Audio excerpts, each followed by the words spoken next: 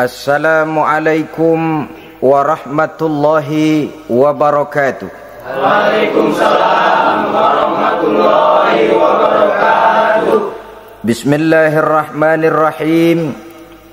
Alhamdulillahi rabbil alamin.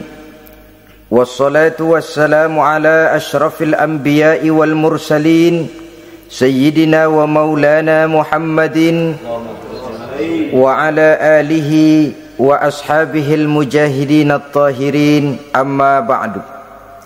Saudara-saudara kaum muslimin rahimakumullah, pada pertemuan terdahulu kita sudah membicarakan orang-orang yang menjadi teman-teman setan dalam kehidupan di dunia ini. Maka pada pertemuan kali ini kita akan membicarakan tentang siapa yang menjadi musuh-musuh setan di dalam kehidupan. Dengan satu catatan, berbahagialah mereka yang menjadi musuh-musuh setan, tetapi celakalah mereka yang menjadi teman-teman setan. Bagaimanapun juga di dalam kehidupan ini, apabila orang telah memproklamirkan bendera permusuhan kepada kita, maka kita tentu seharusnya bersikap waspada dan mawas diri. Demikian juga iblis dan seluruh bala tentaranya yang terdiri daripada setan-setan. Mereka telah mengibarkan bendera permusuhan kepada Nabi Adam dan anak cucunya, kepada kita umat Rasulullah sallallahu alaihi wasallam. Akan sengsara dan celaka jika kepada iblis dan setan yang telah nyata-nyata mengibarkan bendera permusuhan itu kita mengadakan toleransi, mengadakan kerjasama, dan menjadi budak yang memperturutkan kemauan daripada iblis dan setan. Siapa yang menjadi musuh-musuh setan dalam kehidupan ini? Inilah pertanyaan berikutnya yang diajukan oleh baginda Rasul kepada iblis.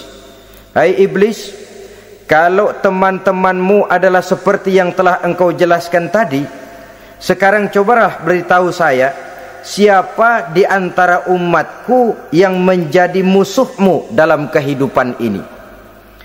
Atas pertanyaan ini iblis laknatullah menjawab, ya Rasul, musuh-musuhku di antara umatmu, pertama anta ya Muhammad.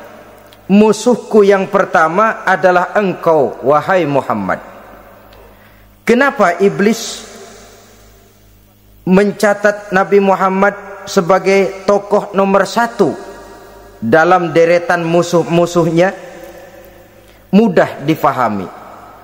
Pertama, keberadaan Rasul merupakan rahmah lil alamin, rahmah bagi lingkungan. Yang kedua, beliau berfungsi menyelamatkan manusia dari tempat yang gelap gulita, dari tempat kesesatan menuju tempat yang terang benderang, penuh berisi petunjuk dan hidayah dari Allah Subhanahu wa taala. Maka menurut iblis, inilah manusia perintang pertama atas segala daya dan usahanya menggelincirkan manusia ke jalan yang dimurkai oleh Allah Subhanahu wa taala.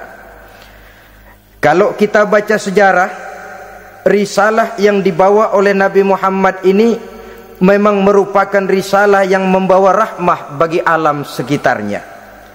Ada sedikit perbedaan dengan risalah-risalah sebelum beliau. Sepertinya risalah yang dibawa oleh para rasul terdahulu itu mempunyai efek yang langsung pada kehidupan di dunia ini. Nabi Nuh misalnya menyampaikan agama. Hai umatku, ini agama.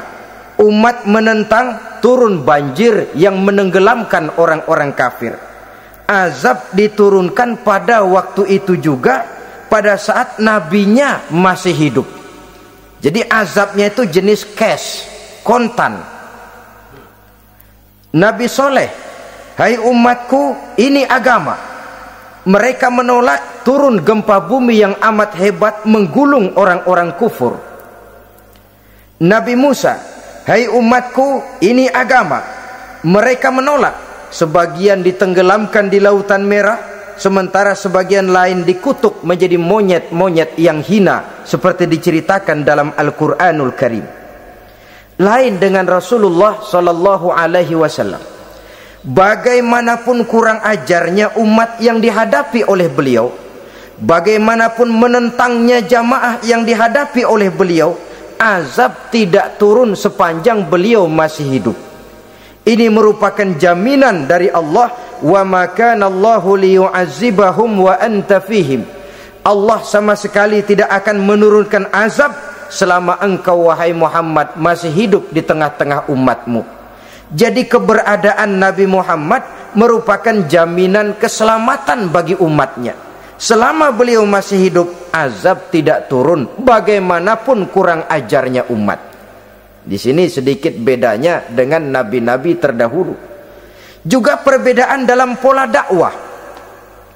Nabi Nuh ketika dakwahnya ditolak oleh umat, keluar doanya meminta umatnya ditenggelamkan. Tetapi Nabi kita ketika dilontari batu oleh umat, malah beliau mendoakan umatnya agar memperoleh hidayah. Oleh sikap yang semacam ini, wajar lalu iblis menganggap Nabi Muhammad sebagai musuh ranking pertama. Yang kedua, siapa musuhmu di antara umatku? Yang kedua kata iblis, musuhku Muhammad imamun adil, pemimpin yang adil. Itu yang akan menjadi musuhku di dunia ini. Putus asa iblis menghadapi pemimpin yang adil. Tipu dayanya tidak terkena. Segala tingkah polanya tidak diperturutkan. Imam yang adil, pemimpin yang adil merupakan musuh daripada iblis laknatullah alaih. Apa sebabnya? Karena pemimpin yang adil mempunyai dampak dalam kehidupan di dunia ini. Melindungi orang banyak, menenteramkan orang banyak. Makin aman, tentram, tenang situasi dan kondisi, makin mudah orang melaksanakan ibadah. Makin tekun orang melaksanakan ibadah, makin dekat dia dengan Allah. Makin dekat manusia dengan Allah, makin jauh dia dari iblis. Sebab dua hal ini selalu kontradiktif. Jika kita jauh dari Allah, tentu dekat dengan iblis. Jika kita jauh dari iblis, harus dekat tentu dengan Allah, dan begitu selanjutnya. Dalam kaitannya dengan kehidupan kita sekarang, saudara-saudara, disinilah perlunya mempersiapkan manusia. Membangun manusia itu jauh lebih sulit daripada membangun jembatan. Membangun manusia itu lebih sulit daripada membangun gedung-gedung bertingkat. Termasuk membangun dan mempersiapkan calon-calon pemimpin yang adil di masa yang akan datang. Membangun jembatan penting, tapi lebih penting daripada membangun jembatan adalah membangun manusia yang bikin jembatan. Sebab kalau manusia yang bikin jembatan tidak dibangun lebih dahulu, saya khawatir jembatannya nanti habis dimakan oleh yang bangun jembatan. Mengaspal jalan raya penting. Lebih penting dari mengaspal jalan raya, membangun manusia yang mengaspal jalan itu. Sebab kalau manusia yang mengaspal jalan bermental rusak dan bejat, saya khawatir jalan belum selesai, aspalnya habis dimakan oleh yang ngaspal. Inilah pentingnya membangun manusia pembangunan. Semua tugas-tugas besar, semua pekerjaan-pekerjaan yang baik harus berangkat dari niat yang baik, berangkat dari hati yang bersih. Siapapun adanya kita, apapun profesi kita. Yang jadi kiai, marilah berangkat dari niat yang bersih. Yang jadi mubaligh, marilah berangkat dari niat yang bersih. Niatnya itu mau menghidupkan Islam atau mau cari hidup jual Islam. Kalau mau menghidupkan Islam, mari sama-sama kita berjuang. Tapi kalau mau cari hidup untuk dengan menjual Islam, minggir saja daripada nanti bikin malu. Yang mengurus masjid, mari berangkat dari niat yang bersih. Ngurus masjid itu niatnya mau menghidupkan masjid atau mau cari hidup di dalam masjid. Kalau mau menghidupkan masjid, mari. Tapi kalau mau mencari hidup di dalam masjid, tolong minggir saja daripada nanti bikin aib. Yang jadi orang alim, mari berangkat dari niat yang bersih. Jangan memperjualbelikan fatwa, yang halal dikatakan haram, yang haram jadi samar-samar, nanti membingungkan umat. Berangkat dari niat yang bersih, membangun manusia, pembangunan. Ini barangkali istilah yang lebih kena. Saudara-saudara kaum muslimin rahimakumullah, setiap kita pada hakikatnya punya bakat secara fitrah yang kita bawa. Bakat apapun kita ini punya. Saudara punya bakat jadi pemimpin, saudara pun punya bakat jadi pengkhianat. Saudara punya bakat jadi orang soleh, saudara juga punya bakat jadi orang salah. Saudara punya bakat jadi orang besar, saudara pun punya bakat jadi orang hina. Seluruh bakat ada di dalam diri kita. Tinggal nanti pertumbuhannya mana yang lebih subur. Saudara punya sifat berani, saudara pun punya sifat takut. Seberani-beraninya orang mesti ada sifat takutnya. Nanti mana yang tumbuh lebih subur? Kalau takutnya tumbuh lebih subur, dia akan jadi orang penakut. Kalau beraninya yang tumbuh lebih subur, dipupuk oleh lingkungan, pendidikan dan sebagainya, dia akan tumbuh jadi orang pemberani. Oleh karena itu, agama merupakan lingkungan yang subur untuk menumbuhkan benih-benih yang baik yang kita bawa bersamaan dengan lahirnya kita ke alam dunia ini. Setiap kita, saya, saudara, punya bakat jadi pemimpin, punya bakat jadi pengkhianat, punya bakat jadi pengabdi, punya bakat jadi koruptor, punya bakat jadi pemelihara, punya bakat jadi perusak. Tinggal nanti lingkungan, pendidikan yang menumbuhkan mana yang tumbuh lebih subur. Kalau lingkungan saudara lingkungan maling, maka sifat pengkhianat akan tumbuh lebih subur. Kalau nanti saudara jadi pemimpin, insya Allah korupsi. Lingkungan yang menumbuhkan sifat mengabdi, sifat berbuat tanpa pamrih, dikalahkan oleh sifat pengkhianat dan korupsi itu yang dibentuk oleh lingkungan, pendidikan, pengalaman dan sebagainya. Oleh karena itu, secara dini agama menanamkan, menyuburkan fitrah-fitrah yang baik yang kita bawa bersamaan dengan hadirnya kita dalam kehidupan ini. Sebab itu seorang penyair bernama Syauqi mengatakan dalam sebaik syairnya, waladatka ummuka ya ibna adam bakian wan nasu haulaka yadhakuna surura. Hai manusia, pada saat kamu dilahirkan kamu menangis dan orang lain di sekelilingmu ketawa. Kakek senyum dapat cucu baru, paman gembira dapat keponakan baru, sementara kita yang lahir menangis. Betul apa benar? Apa ada saudara yang begitu dilahirkan terus nyengir? Saya kira kabur dukunnya itu. Setiap kamu hai manusia lahir dalam keadaan menangis, orang sekelilingmu tertawa. Karena itu katakan kepada mereka yang senyum di sekelilingmu, hai manusia, pada saat saya dilahirkan saya menangis dan kamu semua tertawa. Baik manusia, tapi nanti pada satu saat harus terjadi kebalikannya. Kalau dikala saya lahir saya menangis dan kau semua senyum, nantilah manusia, kalau satu saat saya meninggalkan alam dunia ini, saya akan berangkat dengan senyum dan kalian semua akan berurai air mata. Kalau perlu dari Sabang sampai Merauke kibar bendera setengah tiang.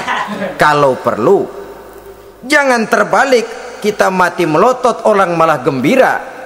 Karena hidup selalu membawa sifat-sifat yang merusak. Inilah orang kedua yang menjadi musuhnya iblis dan beruntung menjadi musuh iblis. Siapa? Imamun adil, pemimpin yang adil. Saudara-saudara kaum muslimin rahimakumullah. Yang ketiga musuh iblis, ghaniyun mutawadhi, orang kaya yang rendah hati, orang kaya yang tidak sombong. Kaya apa saja, Baik kaya oleh karena ilmu, orang yang kaya karena ilmu disebut orang alim. Baik kaya karena materi, orang kaya karena materi dinamakan hartawan. Baik kaya karena kedudukan, orang yang kaya karena kedudukan dinamakan pejabat. Orang kaya yang rendah hati itu musuh iblis. Beruntung dia menjadi musuh iblis. Iblis tidak senang ada orang kaya tidak sombong. Tapi iblis paling senang kalau ada orang kaya sombong. Lebih senang lagi iblis kalau ada orang miskin sombong. Masya Allah. Orang kaya sombong, walaupun iblis senang, orang masih bilang pantas saja dia sombong, kaya apaan aja punya. Udah miskin sombong, kira-kira yang disombongin apaan? Dalam segala bentuknya sombong ini Allah tidak senang. Tapi iblis senang. Kenapa? Karena sponsor sombong iblis. Kan yang pertama kali sombong iblis toh. Ketika disuruh sujud kepada Nabi Adam, dia nggak mau. Ini kesombongan pertama yang terjadi dalam sejarah. Ketika ditanya kenapa kau tidak mau sujud iblis? Ah, saya kan dibikin dari api, Adam dari tanah. I am the best. Saya lebih hebat daripada iblis, daripada Adam. Adam baru kemarin dibikin, saya sudah lama. Kata Allah, kamu sombong iblis, ini surga bukan tempat orang sombong, keluar. Terusir dia dari surga. Jadi kesombongan pertama adalah kesombongan yang dilakukan oleh iblis, dan dia tanamkan itu kepada kita supaya jadi orang sombong. Karena itu sombong ilmu Allah nggak senang, tapi iblis senang. Mentang-mentang ada ilmunya. Nih, satu-satunya ustadz di sini ya. Semua mesti ngaji sama gue. Kalau nggak ngaji sama gue, Islamnya kurang tapi bener. Sombong karena ilmu. Sombong karena pangkat. Mentang-mentang pakai bintang di pundak, jalan pundak duluan. Yang wajar saja hidup ini. Sombong harta pun begitu. Kaum muslimin rahimakumullah.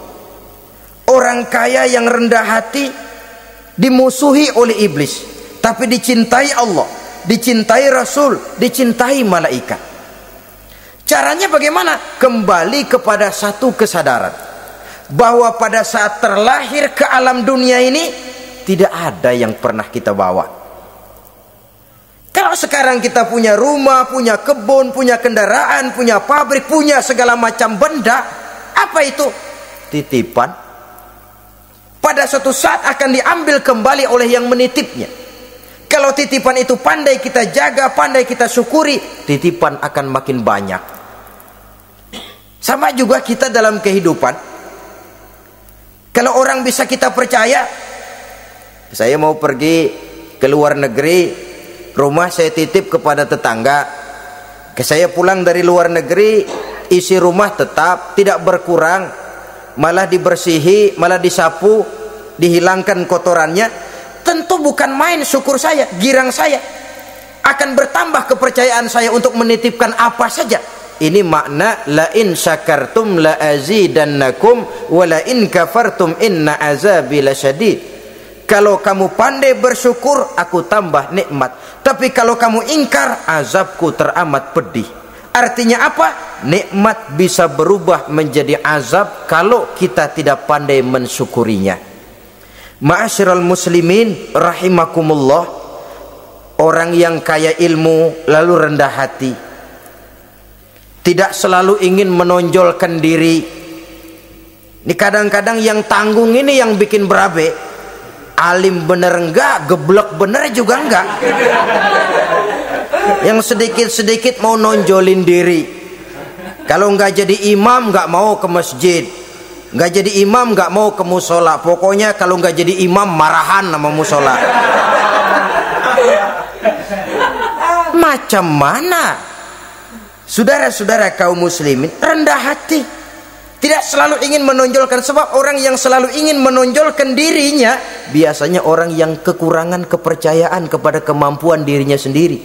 Dia selalu ingin dinomorsatukan. Dia selalu ingin ditempatkan pada ranking teratas. Dia tidak percaya diri.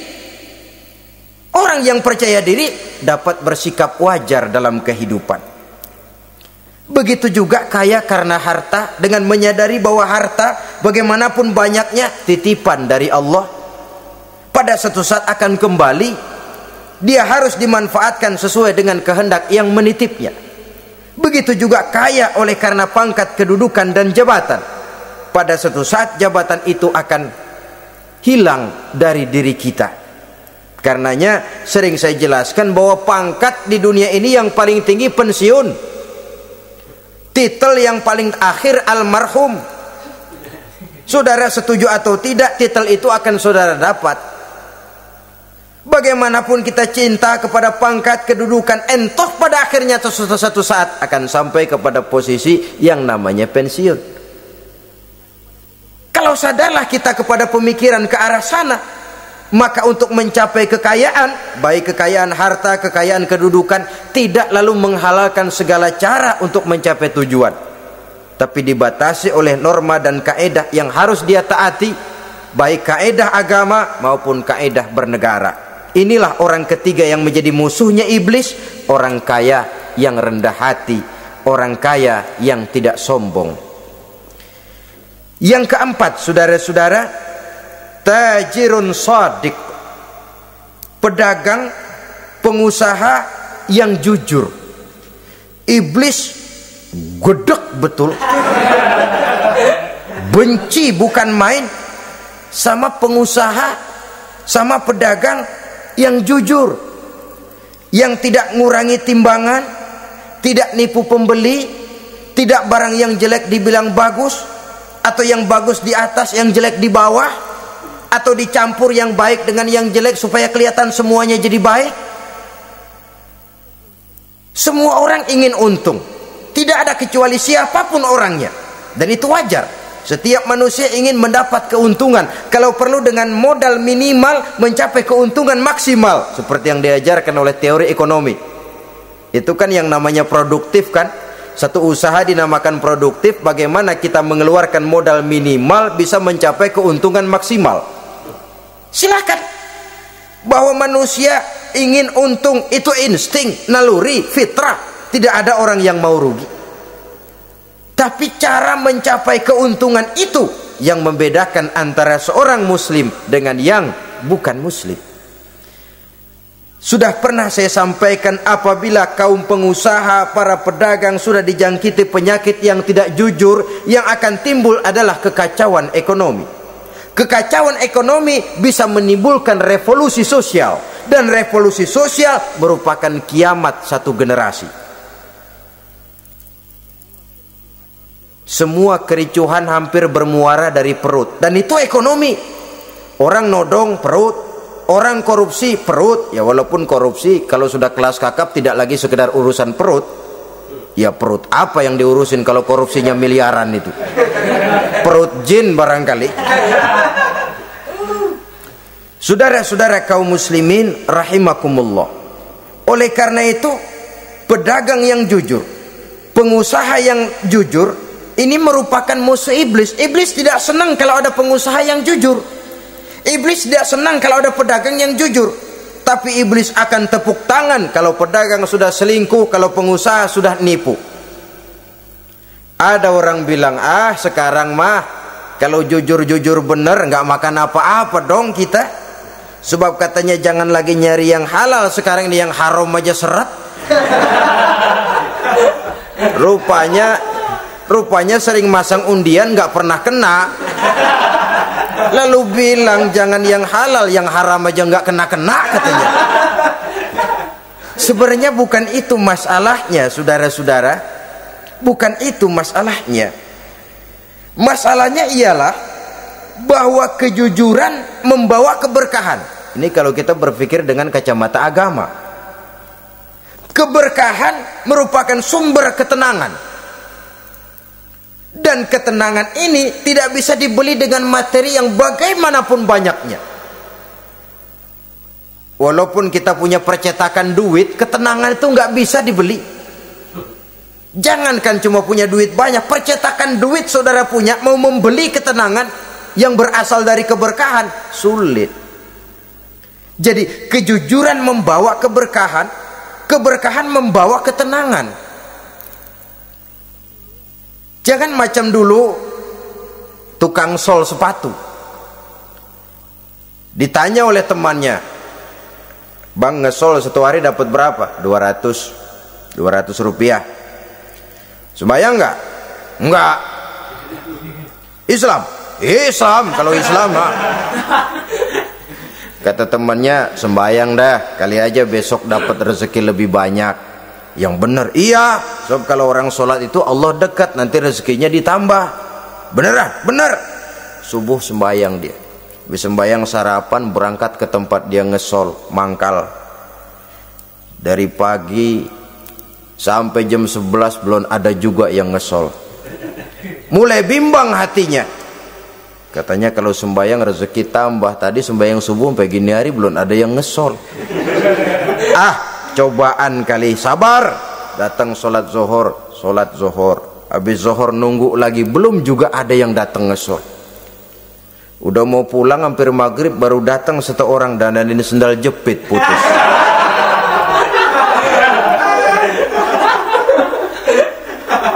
Sudah bayar 25 rupiah, pulang dia si tukang sol ini, ketemu sama temennya yang nyuruh sholat tadi. Ditanya, "Bagaimana penghasilan ini hari?" Apa dijawab? "Gua kapok deh sembahyang."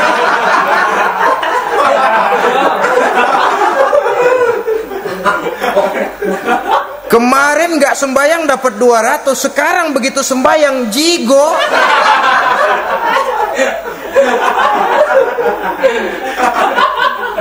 Dia tidak sadar bahwa dari kacamata agama 25 rupiah yang membawa berkah jauh lebih baik ketimbang 200 uang panas. Dari kacamata agama 25 rupiah yang membawa berkah lebih baik daripada 200 rupiah tapi panas. Sebab panas menjauhkan kita dari ketenangan. Itulah sebabnya maka pedagang yang jujur, pengusaha yang jujur menjadi musuh setan dan beruntung. Sekarang jadi pengusaha jujur-jujur nggak dapat proyek, Pak. Kalau nggak bisa semir semur. Padahal agama sudah menjelaskan ar-rashi wal murtashi finnar. Orang yang nyogok dan orang yang disogok dua-duanya neraka. Kenapa? Join termasuk ta'awanu 'alal ismi wal udwan. Bertolong-tolongan dalam berbuat dosa dan kesalahan.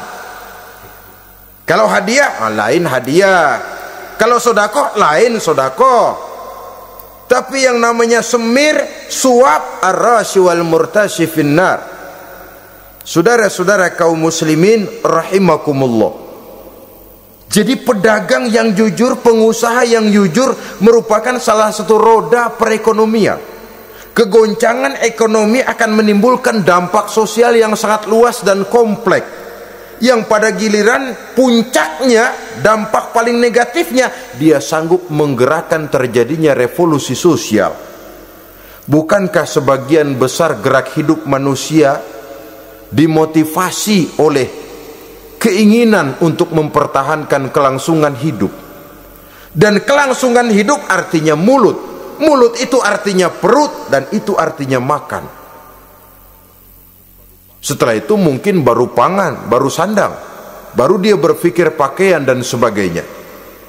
Jadi karena dia merupakan penggerak roda ekonomi, pedagang yang jujur, pengusaha yang jujur mutlak diperlukan dalam kehidupan ini. Sebab sekali lagi, kejujuran akan membawa keberkahan, keberkahan memberikan ketenangan dalam kehidupan. Oleh karenanya kita umat Islam, biarin duit kita banyak, asal berkah. Itu tentu idealnya. Ketimbang dikit tidak berkah, lebih baik ia banyak, ia berkah. Dan keberkahan itu datang lewat kejujuran. Kejujuran ini sudah dicontohkan oleh Rasul pada saat beliau berniaga ke negeri Syam dikala berumur 9 tahun, bahkan dikala berumur 25 tahun seketika membawa dagangan Sayyidatuna Khadijah yang kelak jadi istri beliau. Saudara-saudara, kita maklum bahwa solat merupakan sarana yang paling efektif untuk mendekatkan manusia kepada Allah. Makin dekat manusia dengan Allah, makin tidak senang iblis dan setan. Karena itu segala macam cara mereka berusaha mengaduk-ngaduk solat kita. Dan sesungguhnya, jikalau kita mengerjakan solat, itu kan targetnya cuma 2. Pertama, agar solat kita itu sah. Yang kedua, agar solat kita itu qabul, yakni diterima oleh Allah. Kalau soal sah dan tidak, ukurannya gampang. Saya kalau ditanya orang, Pak, solat saya sah atau tidak? Saya bisa jawab. Saudara, solatnya syarat rukunnya cukup apa tidak? Cukup, sah. Itu kalau perkara sah. Tapi kalau sudah perkara qabul, Pak, solat saya diterima atau tidak oleh Allah? Ini saya tidak bisa jawab. Kenapa? Soal qabul mencakup masalah batin. Cuma ukuran logikanya, kalau syarat rukun cukup, insya Allah qabul. Saudara-saudara kaum muslimin rahimakumullah. Oleh karenanya, pada saat kita sholat, iblis, setan datang dari segala macam penjuru supaya kita kehilangan rasa khusyuk. Apalagi kalau kita jadi imam yang gerak kita, bacaan kita dilihat, didengar, disaksikan oleh orang banyak, digodanya gerakan kita, dibolak-baliknya hati kita, supaya di dalam sholat itu banyak yang kita ingat, hal-hal yang tidak ada hubungannya dengan sholat. Kadang-kadang belum sholat kita ribut nyari pulpen, nggak ketemu, begitu takbir ingat pulpen di atas lemari, mulai goncang lagi niat kita sholat. Kadang-kadang kalau hati tidak bisa dipermainkan, iblis berbisik lagi, gerakan kita dalam sholat tidak mencerminkan kekhusyuan. Kalau gerak juga ternyata masih bisa khusyuk, bacaan kita dibuatnya kita seperti dikejar-kejar waktu. Sholat isya misalnya dengan cara kilat khusus, super singkat. Saya katakan tadi, apalagi kalau kita jadi imam, iblis mudah mendatangkan penyakit riya. Karena mengimami orang banyak, lalu supaya dikira alim, dibuatlah sholatnya itu mantep-mantep. Surahnya dicari yang panjang-panjang, paling pendek sabihis sama wadduha. Tapi kalau sudah sholat sendirian, cukup inna a'toinakal kautsar sama kul huwallahu ahad. Kayaknya khusyuk bukan main. Kalau imam, bahasanya dipaseh-pasehin kayak orang 16 tahun di Mekah. Usolli fardhol maghribi salah sarokaatin. Saudara-saudara kaum muslimin yang berbahagia, oleh karena solat merupakan sarana yang paling efektif untuk mendekatkan diri dengan Allah, maka orang yang khusyuk di dalam solatnya merupakan musuh utama daripada iblis. Sekarang bagaimana bisa khusyuk? Caranya, kalau khusyuk 100%, rasa-rasanya sulit. Untuk sampai ke arah sana orang memerlukan tahapan. Kepada Imam Ali karramallahu wajhah, baginda Nabi pernah memberikan satu tes case. Ali, saya ya Rasul, kalau kau bisa sholat 2 rakaat saja dengan khusyuk, aku kasih hadiah sorban. Baik ya Rasul. Sembayang Imam Ali 2 rakaat, selesai sholat, assalamualaikum wassalamualaikum. Rasul bertanya, yang mana sorbannya Li? Tanpa nengok, Imam Ali menjawab, yang hijau ya Rasul. Setelah menjawab yang hijau, Rasul berkata, kamu tidak khusyuk Li. Kenapa? Soalnya tadi waktu sembahyang mikirin, nanti kalau ditawarin sorban pilih yang hijau aja ah.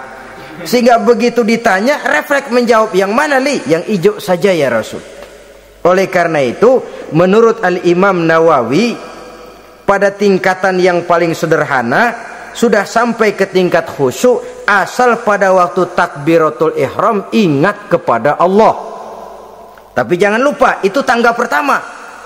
Jangan ada fatwa begini lalu aman.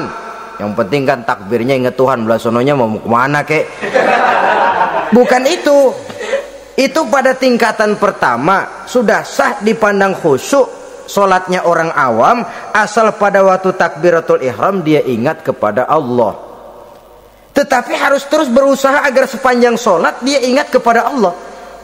Caranya bagaimana? Pertama, menanamkan diri bahwa pada saat kita sedang mengerjakan solat yang lain tidak ada kecuali Allah. Yang kedua, berusaha memahami apa yang kita baca, sehingga pada saat kita sujud subhana rabbiyal a'la wa bihamdi, terbayang kemahasucian Allah, kemahatinggian Allah, sehingga hati tidak mengembara, mulut berucap, hati mengikuti apa yang diucapkan.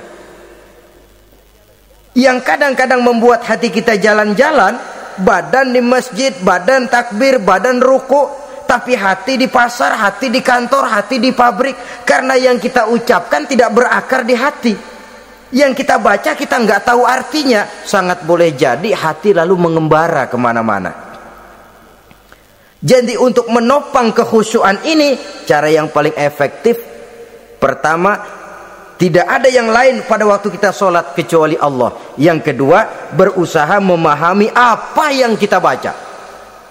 Dikala kita sujud dikala kita duduk di antara dua sujud, Rabbighfirli, ya Allah ampuni dosa saya, warhamni, kasihani saya, dan selanjutnya. Mulut membaca, hati mengikuti. Dengan mengikuti, hati tidak terlalu mengembara, ada tempat dia kembali. Saudara-saudara kaum muslimin rahimakumullah. Itu yang kelima. Yang keenam, yang menjadi musuh iblis, mukminun nasih. Orang mukmin yang suka memberikan nasihat. Orang mukmin yang suka memberikan petunjuk. Termasuk juru-juru dakwah, para mubaligh, itu merupakan musuh utama iblis. Kenapa? Tiap hari iblis kampanye. Tiap hari iblis mengajak dengan segala macam cara yang kalau perlu dia berikan kamuflase. Dia berikan fata morgana. Kalau perlu yang haram dia bungkus dengan merek halal. Kalau perlu kejahatan dia bungkus dengan baju kebajikan. Istilahnya racun diberi merek madu. Dan itu wajar. Cuma kita tentu harus punya filter, daya saring positif agar tidak salah pilih. Karena iblis ini pintar betul. Kalau kita khusyuk dalam sholat, dia tanamkan kepada kita misalnya seperti tadi itu. Sholatmu memang hebat, khusyuk. Di kampung ini tidak ada orang yang sholatnya seperti kamu. Tertanam itu dalam hati kita, timbul ujub. Akhirnya iya, gue lihat-lihat di kampus ini kagak ada yang sembayangnya kayak gua. Nah, sudah masuk iblis. Jadi dia pandai mengikuti gerak hati dan irama denyut jantung manusia ini. Kemana kecenderungan manusia, ke situ dia masuk. Pendeknya iblis itu ibarat tukang joget, dia ngerti bener irama kendang. Saudara-saudara kaum muslimin rahimakumullah. Termasuk juru-juru dakwah, para mubaligh, orang yang suka memberikan nasihat ini. Mereka memberikan filter kepada umat, kepada jamaah, jangan sampai salah pilih. Dan iblis menyesatkan kita supaya kita salah pilih. Satu contoh ringan. Kalau di depan saudara ada dua buah gelas, yang segelas isinya jamu, yang segelas sirup. Kira-kira saudara minum yang mana?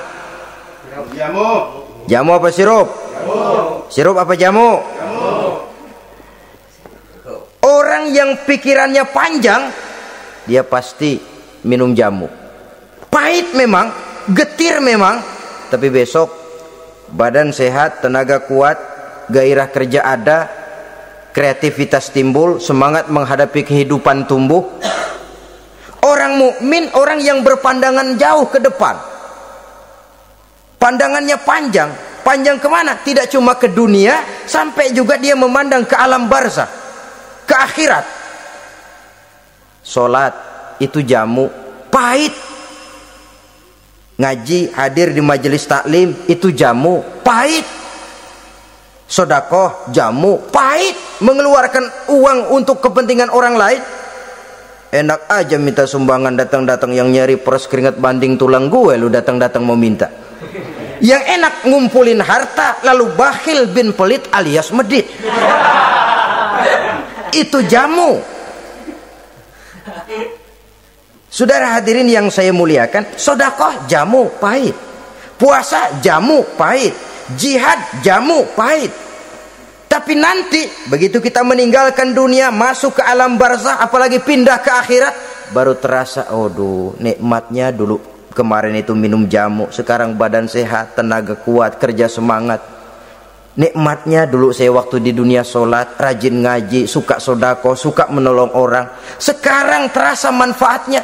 Begitu saya berada di alam barzakh, apalagi sudah dibangkitkan di padang mahsyar di akhirat nanti, terasa seluruh kebajikan yang saya kerjakan. Nah, orang yang berpikir jangka pendek, cuma ngelihat yang ada di depan hidungnya saja, ngapain minum jamu getir, sirup nih manis, dia minum, dia ambil sirup, minum, manis memang pada waktu minum, tapi besok bibir jontor. Meninggalkan perintah Allah, sirup itu manis. Tidak sholat, manis. Tidak bayar zakat, sirup, manis. Tidak mau puasa, sirup, manis. Manis sekarang. Tapi nanti besok begitu masuk ke alam barzakh, begitu dibangkitkan di padang mahsyar di akhirat nanti, merintih kita menahan penyesalan yang sudah tidak ada artinya lagi. Sampai-sampai penduduk mahsyar itu ada yang berkata, diceritakan dalam Quran, ya laitani kuntu turaba. Wahai celaka, kenapa kita enggak jadi tanah saja? Menyesali kejadiannya. Andai kata mereka bisa kembali ke hidup di dunia lagi, mereka akan minta kejadian yang kedua untuk berbuat baik. Tapi tentu sudah penyesalan yang tidak ada gunanya lagi. Maka saudara-saudara, emang cuman jalan duluan kecebur di sumur yang nyesel duluan. Ada orang jalan, yang paling depan kecebur di sumur, itu tuh gue nyesel duluan katanya. Nyesel duluan. Yang lain mesti nyeselnya belakangan. Saudara hadirin yang saya muliakan, nah, orang yang suka memberikan nasihat kepada orang lain dimusuhi iblis. Kenapa? Tentu nasihat yang membawa kebaikan. Iblis nggak senang betul itu. Kita nasihatin teman, udah berhenti dah, jangan pada mabok lagi. Iblis gergetan bener. Ini orang dilarang lagi. Kita nasihati teman, udah jangan masang-masang lagi dah, nggak bakalan kena, dikebohongin. Nggak ada orang jadi kaya masang judi, bangkrut malah loh. Ini kan termasuk tipu daya iblis, judi dinamain sumbangan. Itu sama saja itu, madu, racun mereknya madu. Judi dinamain sumbangan. Di belakang beca pada nyumbang. Kayak orang kaya lagunya.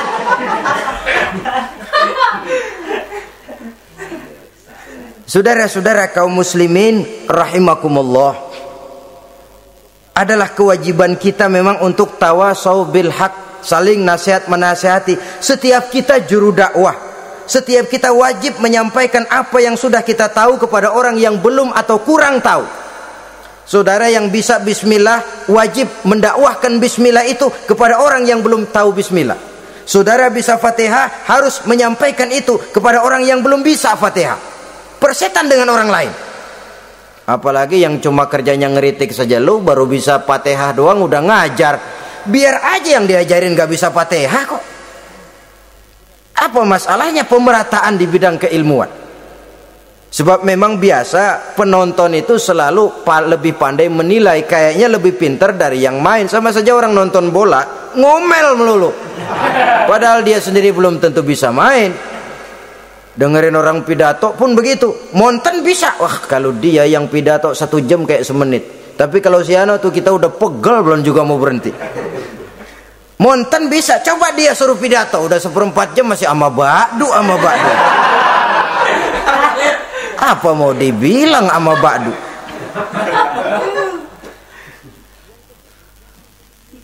Yang ketujuh, yang menjadi musuhnya iblis, taibun sabitun ala taubatihi, orang yang bertaubat dan tetap di atas taubatnya. Secara jujur, tidak ada manusia yang tidak punya salah. Dan orang yang baik memang bukan orang yang tidak punya salah. Karena tidak ada orang yang tidak punya salah. Orang yang baik adalah orang yang apabila melakukan kesalahan dia segera sadar, dijadikannya itu sebagai pelajaran untuk tidak diulanginya lagi pada masa yang akan datang. Biasanya kita menghakimi orang pintar, kita nggak merasa bahwa kita juga punya kesalahan. Kalau kita ngelihat maling ayam kita teriak, padahal kita nyolong kambing. Lebih besar dari si maling ayam, merasa diri lebih benar dari yang lain, padahal kita lebih kotor dan lebih jelek. Hilang sifat introspeksinya. Yang kita musuhi, yang kita caci maki, tahu-tahu kita sendiri yang melakukannya. Saudara-saudara kaum muslimin, orang yang bertaubat dan tetap dalam taubatnya stabil, itu musuh iblis. Apa ada orang yang taubatnya nggak tetap? Ada, yang istilah kita taubat sambal namanya. Kalau dia makan sambal kepedesan, taubat makan sambal. Besok mau makan kagak ada sambal, ngomel. Mana sambal? Kemarin udah taubat, sekarang mana sambal? Ini taubat yang namanya taubat sambal. Istighfar, habis istighfar nyolong lagi, istighfar lagi, besok nyolong lagi, istighfar lagi. Itu taubat yang tidak tetap namanya. Allah Maha Pengasih dan Penyayang dengan segala kebesarannya. Ia akan memaafkan segala perbuatan yang bersifat salah dari hamba-hambanya.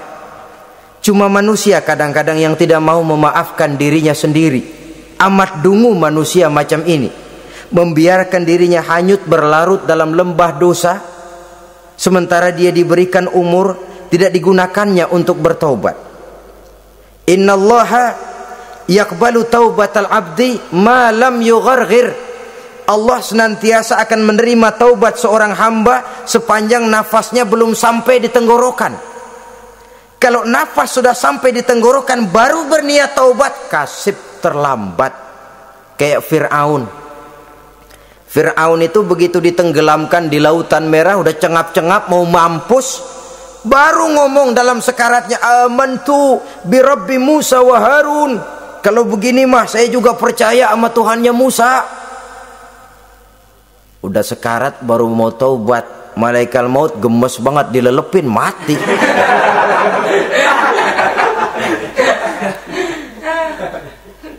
Nah, kepada adik-adik remaja, biasanya kalau sudah bicara taubat, pikiran kita, taubat mau urusan 70 tahun ke atas. Kita masih lama ini. Sebenarnya tidak. Masalah taubat adalah masalah salah dan dosa. Masalah salah dan dosa adalah masalah manusia. Sejak dia akil balik sampai ajal datang berenggut nyawa. Hidup ini tidak selalu berjalan mulus. Hidup ini tidak selalu berjalan di atas kertas putih. Kadang kita tersilap, kadang kita tersalah, kadang situasi dan kondisi menyebabkan kita berbuat lain dari yang seharusnya. Itu kehidupan, silih berganti. Oleh karenanya pesan Nabi, wa'at bi'is sayyi'atal hasanah, perbuatan salah ikuti dengan kebajikan, dosa iringi dengan taubat. Jangan nunggu, saya untuk taubat takut nanti bikin lagi. Nah, ini namanya punya harapan mau bikin lagi. Nanti aja dah kalau tua-tuaan. Saudara, kalau dosa itu ditumpuk, itu sama saja kotoran yang menodai hati. Kalau kotoran nggak rajin kita bersihin, dia akan berkarat. Dan kalau sudah berkarat, sudah sulit untuk dibersihkan. Itu makna ungkapan Imamul Ghazali, hati manusia sebening kaca. Lapisan dosa yang dia kerjakan adalah debu yang menutupi jernihnya kaca. Orang yang bersih dari dosa, dekat dengan Allah, hatinya jernih seperti kaca. Dari hati yang jernih, radarnya kontak kepada Allah. Sinyalnya nyambung channelnya itu. Getarannya hebat. Wajar kalau lalu dia bisa tahu apa yang besok akan terjadi. Diberitahu oleh Allah. Yang namanya ilmu laduni itu. Ilmu yang ditransfer langsung oleh Allah. Karena kebersihan hatinya. Ah, mana ada orang nggak belajar bisa pinter. Iya, kalau hatinya butek emang nggak ada. Tapi kalau Allah mau berberangkat dari hati yang bersih, yang kontaknya nyambung kepada Allah, hati itu seperti kaca, kata Imam Ghazali. Dosa yang kita lakukan adalah debu. Kalau debu sedikit datang kita lap, datang lagi kita bersihin, datang lagi kita bersihin, insya Allah nggak sampai jadi noda di atas kaca itu. Tapi kalau nunggu debu itu sampai bertumpuk, besok aja ngelapnya dah, besok aja ngebersihinnya, bertumpuk dia, sulit membersihkannya. Walaupun kena, nodanya tentu tertinggal di atas kaca itu. Karena itu dalam kehidupan remaja misalnya, pemuda misalnya, kita tidak bisa menolak mode, tidak bisa menolak musim. Modenya disco, modenya breakdance, modenya joget, modenya jaipongan. Mode pada waktunya habis, ya habis. Tapi bagaimanapun dia akan punya dampak, memberikan bekas dalam membentuk kepribadian. Dan ini efek yang tidak kita inginkan. Efeknya, bukan modenya itu. Jadi oleh karenanya saudara-saudara, masalah taubat bukan masalah 70 tahun ke atas, tapi masalah manusia sejak dia akil balik sampai ajal datang merenggut nyawa. Sepanjang nafas belum sampai di kerongkongan, Allah akan menerima taubat seorang hamba. Bahkan dalam hadis qudsi Allah menyatakan, lau amiltumul khotoya hatta mala'atis sama thumma nadimtum fataballahu alaikum. Kalaupun kamu berbuat dosa sampai penuh langit dengan dosamu, kemudian kamu bertaubat dan menyesal, Allah pasti akan menerima taubatmu. Jadi orang yang taubat dengan sebenarnya dan tetap dalam taubatnya, itu musuh iblis. Tapi orang yang taubatnya angin-anginan, iblis demen banget. Hari sembahyang, besok mabok, besoknya lagi nyolong, besoknya lagi zina, besok taubat lagi. Kata iblis, surak, iya lu gocet dah Tuhan.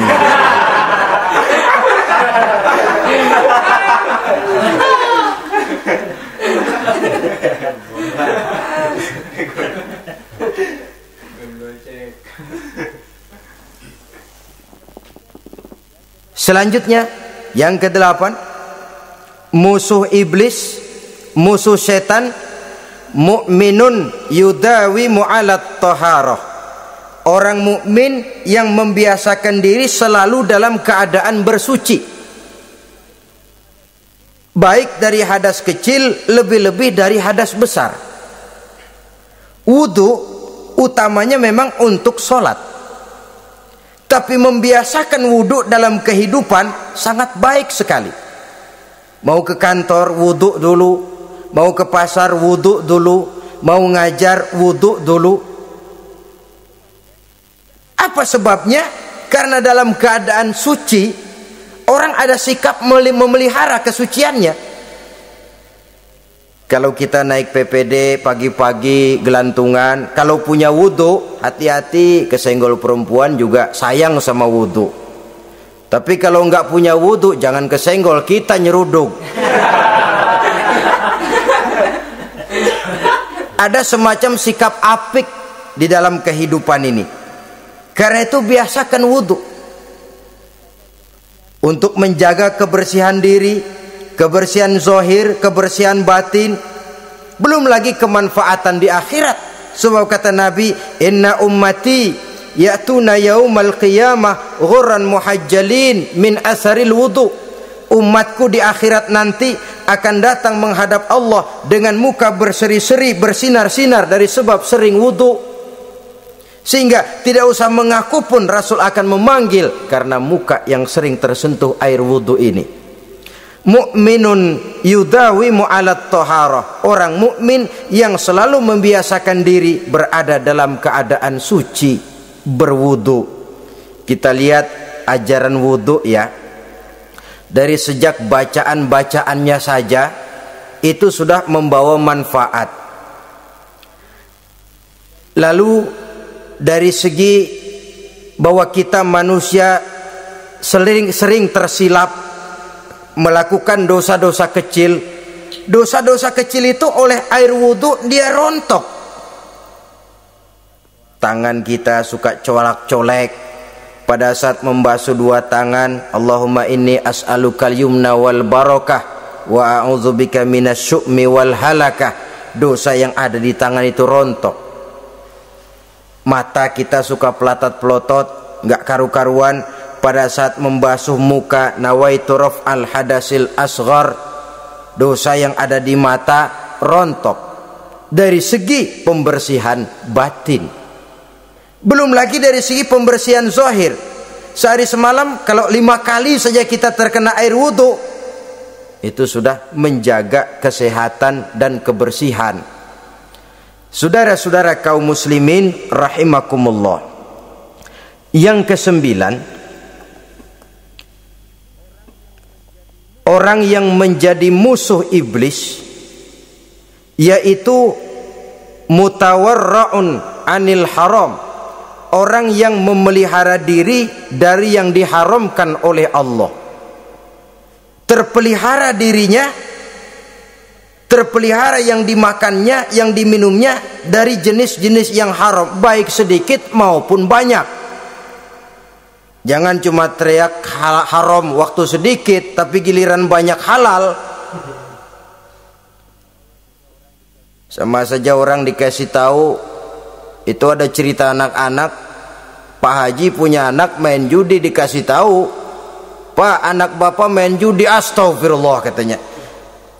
Tapi menang Pak, alhamdulillah.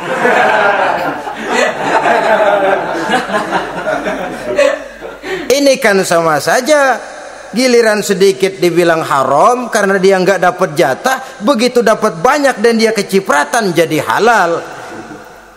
Yang sedikit haram, banyaknya pun juga haram. Yang banyaknya haram, sedikitnya juga haram. Ada orang bilang minuman keras kalau nggak mabok kan nggak haram. Yang memabokkan banyaknya, sedikitnya tetap saja haram. Ma askaro kasiruhu faqaliluhu haramun. Apa yang banyak menyebabkan jadi mabuk, sedikitnya pun juga haram. Saudara-saudara kaum muslimin, yang ke-10 yang terakhir, musuh daripada iblis ialah mukminun rahimun. Orang mukmin yang berhati pengasih. Orang mukmin yang suka menyambung silaturahmi. Orang mukmin yang tidak suka bertengkar. Orang mukmin yang tidak suka marah-marahan. Kalaupun terpaksa marah, tidak lebih daripada 3 hari. Jadi boleh saja marah kalau alasannya tepat, tapi nggak lebih dari 3 hari. Kalau perlu bikin perjanjian, kita marah ya 3 hari. Itu limit. Tidak halal kata Nabi bagi seorang muslim menjauhi saudaranya lebih dari 3 hari. Tidak halal itu artinya haram. Kita ini kadang-kadang kalau sudah marahan sama tetangga kah, sama teman kah, kadang-kadang suka berlaku perpanjangan waktu. Tidak cukup perpanjangan waktu, ditambah lagi perpanjangan generasi. Enggak cukup kita yang marah, orang lain kita sundut-sundut supaya ngikut marah lagi. Marah pakai ngundang. Kayak mafia lagunya. Udah dia marah, orang lain lagi disuruh marah. Saudara hadirin yang saya muliakan, mukmin yang punya sifat belas kasih, berhati jernih, itu musuh utama dari iblis. Tapi mukmin yang suka marah-marahan, tukang hasut dan tukang bakar, itu teman-teman iblis. Oleh karena itu, mudah-mudahan kita semua menjadi musuh iblis. Dan jangan menjadi musuh iblis. Jangan menjadi teman iblis. Sebab iblis sudah kadang memproklamirkan permusuhan. Sekali dia musuh kita, selamanya dia akan tetap menjadi musuh kita. Berusahalah untuk menjadi musuh iblis, dan jangan sekali-kali toleransi. Jangan berusaha menjadi teman iblis.